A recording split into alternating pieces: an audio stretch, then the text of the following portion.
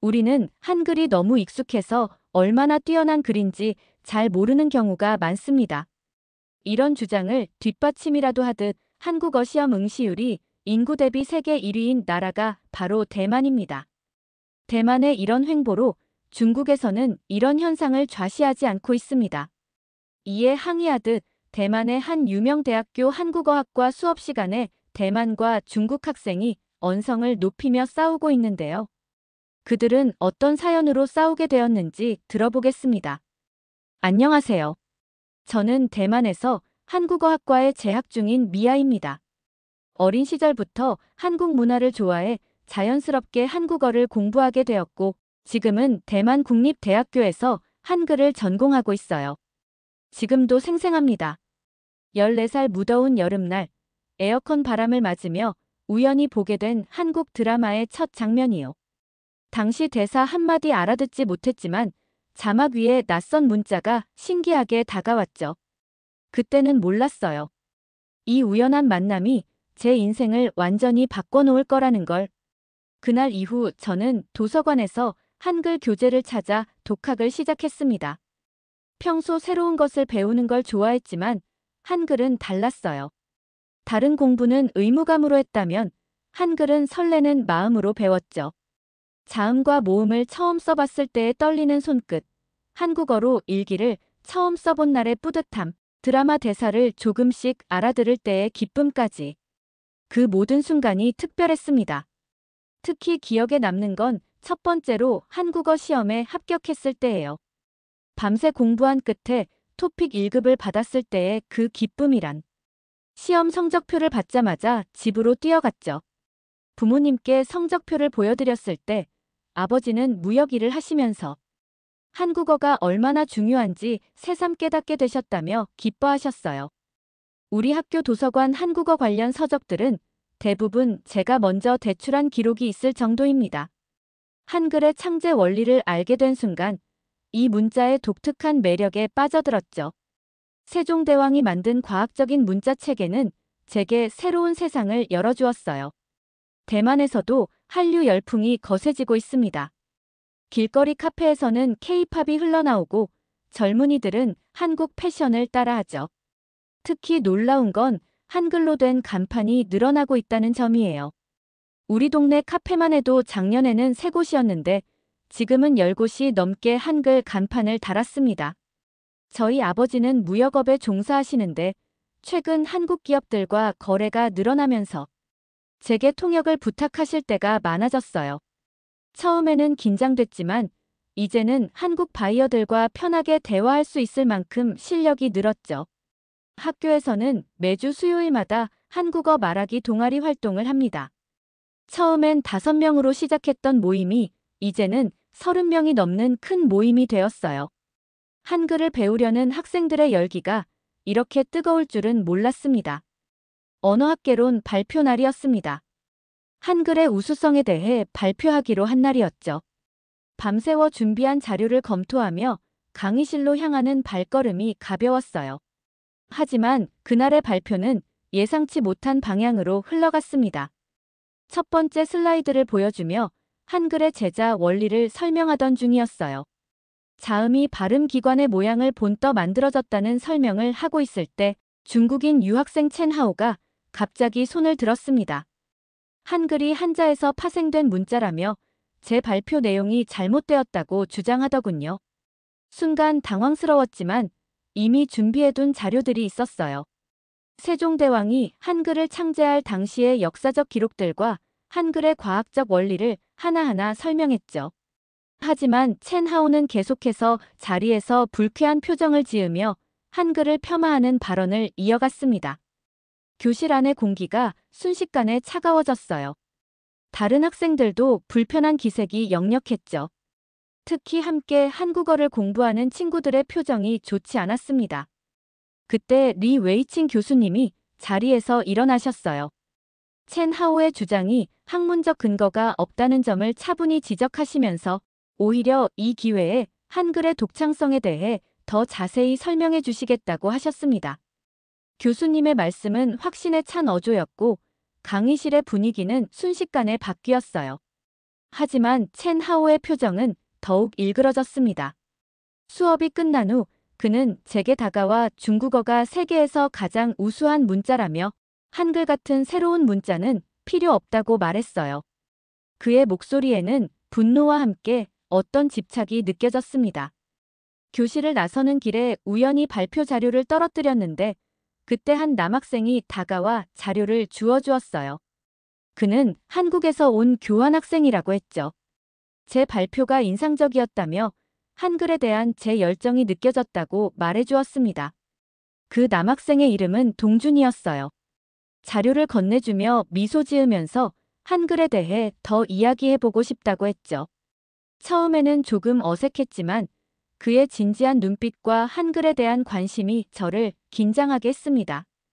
그는 제 발표 중 특히 인상 깊었던 부분들을 짚어가며 질문을 이어갔어요. 한글의 과학적 원리와 창제 배경에 대해 깊은 이해를 보여주었고 마치 오랫동안 한글을 공부해온 사람처럼 이야기했습니다. 복도를 함께 걸으며 나눈 대화는 점점 더 깊어졌죠. 동주는 한국에서의 한글 교육 시스템에 대해 이야기해 주었고 저는 대만에서 한글을 배우는 학생들의 열정을 들려주었습니다. 리 웨이칭 교수님의 특별 강의가 시작되었습니다. 첸 하오의 도발적인 발언 이후 교수님은 한글의 우수성을 증명하는 특별 세미나를 준비하셨어요. 강의실은 예상보다 훨씬 많은 학생들로 가득 찼죠. 세미나 장소로 오기 전 복도에서 동준을 만난 저는 갑자기 긴장됐습니다. 첸 하오의 도발 이후 한글의 가치를 증명해야 한다는 사명감 같은 것이 생겼거든요. 동준은 저에게 조용히 잘할 수 있을 거예요 라고 격려의 말을 건넸고 그의 따뜻한 말 한마디가 저에게 큰 힘이 되었습니다. 강의실에 들어서자마자 첸 하오의 도발적인 눈빛이 저를 향해 있었어요. 마치 오늘 세미나의 결과를 미리 점치려는 듯한 시선이었죠. 하지만 저는 더 이상 두려워하지 않았습니다. 교수님은 먼저 각 문자의 역사적 발전 과정을 설명하셨습니다. 한자가 상형 문자에서 시작된 것과 달리 한글은 처음부터 과학적인 원리로 설계된 문자라는 점을 강조하셨어요. 특히 인상적이었던 건 음성학적 원리를 설명하실 때였죠.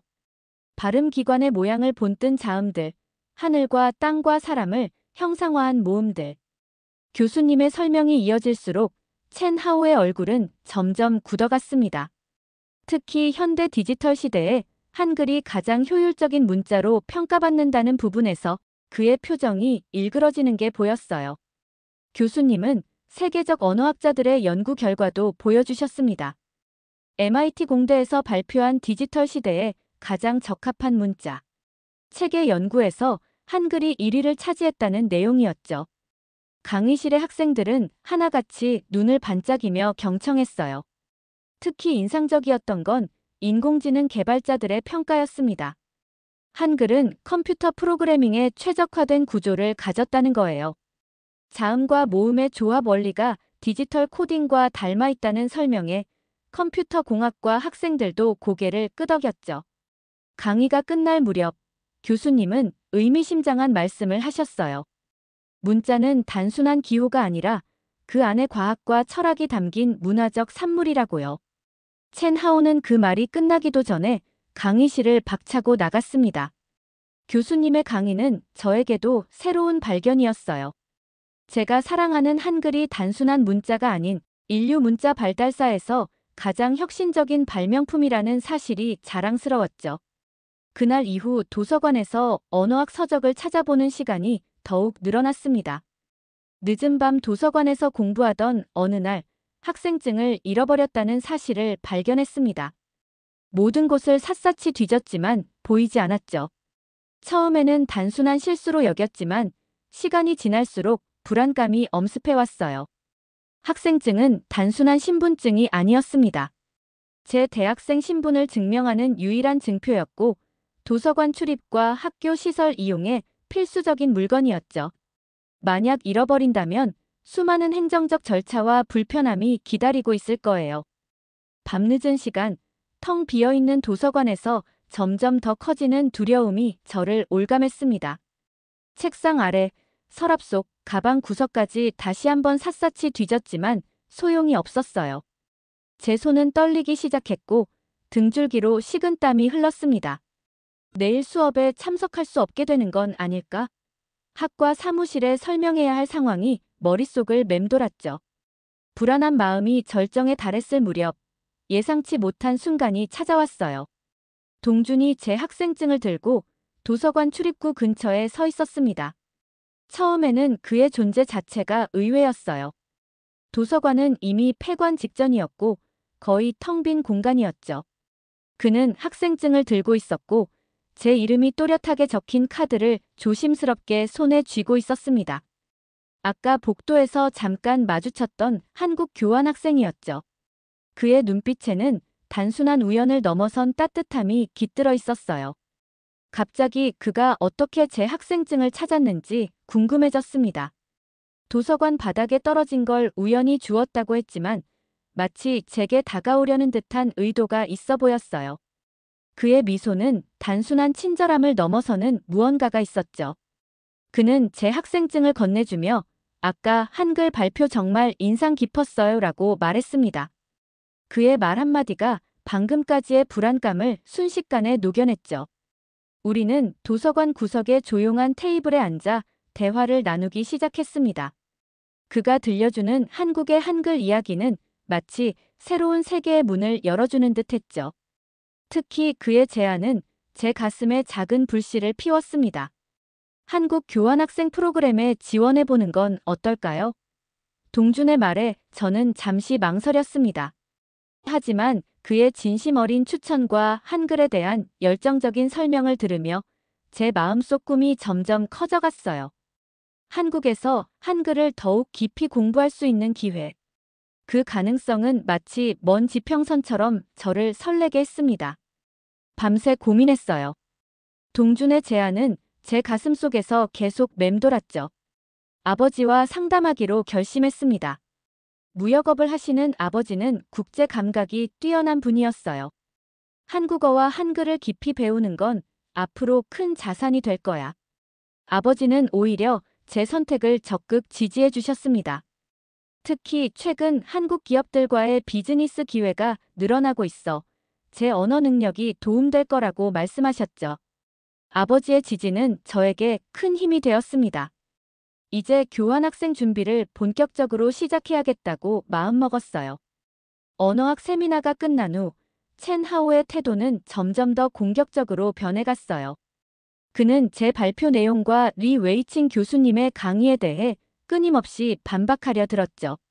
그의 눈빛에는 단순한 학문적 논쟁을 넘어선 개인적인 감정이 서려 있었습니다. 어느 날 캠퍼스 카페에서 우연히 그를 만났습니다.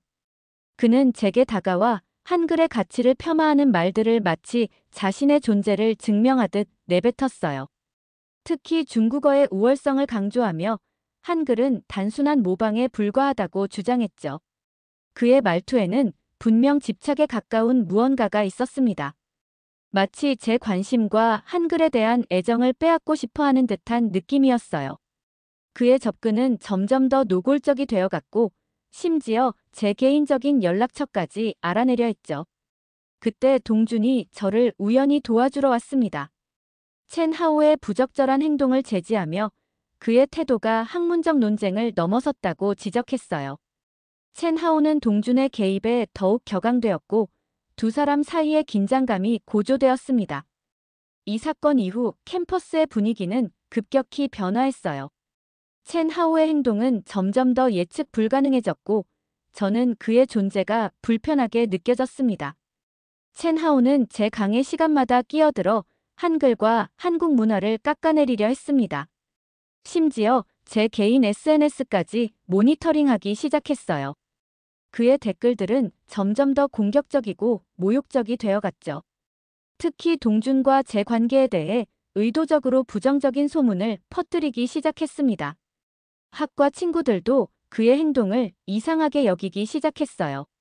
한글과 한국 문화에 대한 그의 과도한 반감은 더 이상 학문적 논쟁의 범위를 벗어나고 있었죠. 심지어 리 웨이칭 교수님조차 그의 행동에 우려를 표명하셨습니다. 그의 집착은 단순한 학문적 논쟁을 넘어 개인적인 영역을 침범하고 있었죠. 대만의 거리는 점점 더 한국의 문화로 가득해졌습니다.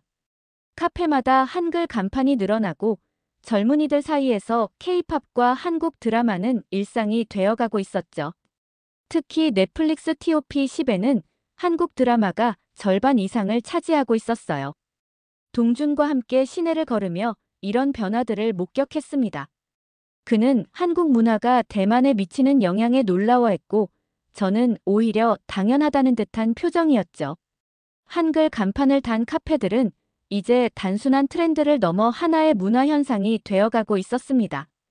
특히 인상적이었던 건 젊은 세대들의 반응이었어요. 그들은 한국어를 배우고 한글 간판이 있는 곳을 찾아다니며 마치 새로운 문화를 탐험하듯 즐기고 있었죠. 한국 문화는 더 이상 외국 문화가 아니라 그들의 일상이 되어가고 있었습니다. 어느 주말, 대학가 근처 카페에서 흥미로운 광경을 목격했어요. 한국어를 배우는 스터디 그룹이 모여 있었죠.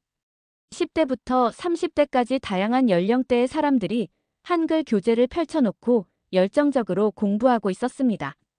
한 학생은 한국 드라마 대사를 따라 말하며 다른 학생은 한글로 된 메뉴판을 해독하느라 여념이 없었어요. 아버지와 이런 모습을 공유하자 그는 흥미로운 반응을 보이셨습니다. 우리 시대와는 완전히 다른 세상이 열리고 있구나. 무역업을 하시는 아버지의 눈에는 이런 문화 현상이 단순한 유행이 아닌 새로운 비즈니스 기회로 보였죠. 한국어와 문화를 제대로 아는 인재들이 앞으로 무역 시장에서 큰 경쟁력을 가질 거야. 아버지는 제 어깨를 토닥이며 말씀하셨습니다. 그의 지지는 제게 더 큰 자신감을 주었죠. 교환학생 지원 서류를 준비하는 동안 제 마음은 복잡했습니다. 한국행에 대한 설렘과 동시에 첸 하오의 방해, 그리고 캠퍼스 내의 미묘한 긴장감이 신경을 곤두세웠죠. 동준의 도움으로 한국대학의 교환학생 프로그램을 알게 되었고 그는 제 서류 준비를 꼼꼼히 챙겨주었습니다. 특히 한국어 능력시험 준비를 도와주며 세심하게 조언해 주었어요. 서류 제출을 앞두고 아버지와 마지막 상담을 했습니다. 아버지는 오히려 이 기회를 환영하셨죠. 내가 한국의 문화와 언어를 직접 배울 수 있다면 그것만으로도 큰 자산이 될 거야라며 격려해 주셨습니다. 첸 하오는 제 지원을 방해하기 위해 악랄한 계획을 세웠습니다. 학과 사무실에 저의 학업 성적을 조작한 허위 문서를 몰래 제출하고 제 인격을 의도적으로 훼손하는 문건을 퍼뜨리기 시작했죠. 심지어 그는 제 추천서의 진위를 의심하게 만들기 위해 리 웨이칭 교수님께 직접 전화해 근거 없는 의혹을 제기했습니다. 그의 목적은 명확했어요. 마이너스 제가 한국 교환학생에 선발되지 못하게 하는 것이었죠. 더 나아가 소셜미디어에서 저를 모함하는 게시물을 퍼뜨리며 제 평판을 깎아내리려 했습니다. 심지어 제 친구들에게도 근거 없는 소문을 퍼뜨려 저를 고립시키려 했죠. 하지만 리 웨이칭 교수님께서 그의 모든 시도를 간파하고 강력하게 대응해 주셨고 결국 제 지원은 오히려 더 빛나게 진행되었습니다. 면접 당일, 제 마음속에는 두려움과 설렘이 교차했습니다. 한국에서의 새로운 시작, 한글을 더 깊이 배울 수 있는 기회, 그리고 새로운 문화와의 만남에 대한 기대가 제 가슴을 설레게 했죠.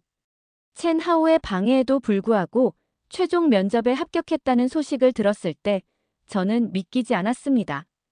아버지와 함께 축하 다과를 들며 서로의 눈물을 참았죠. 특히 아버지는 제 꿈을 응원해 주시며 내가 이루고 싶은 꿈을 향해 가는 게 가장 중요하다고 말씀해 주셨습니다. 면접 당일, 제 마음속에는 두려움과 설렘이 교차했습니다. 한국에서의 새로운 시작, 한글을 더 깊이 배울 수 있는 기회, 그리고 새로운 문화와의 만남에 대한 기대가 제 가슴을 설레게 했죠. 첸 하오의 방해에도 불구하고 최종 면접에 합격했다는 소식을 들었을 때 저는 믿기지 않았습니다. 아버지와 함께 축하 다과를 들며 서로의 눈물을 참았죠. 특히 아버지는 제 꿈을 응원해 주시며 내가 이루고 싶은 꿈을 향해 가는 게 가장 중요하다고 말씀해 주셨습니다. 면접 준비 과정에서 동준의 도움은 결정적이었어요. 그는 제 한국어 발음을 교정해주고 면접 예상 질문들을 함께 연습했죠. 리 웨이칭 교수님도 추천서를 써주시며 저를 격려해 주셨습니다. 한국에 도착한 첫날, 모든 것이 새롭고 신선했습니다. 인천공항에서 내리자마자 느껴지는 한국의 정돈된 분위기가 저를 압도했죠.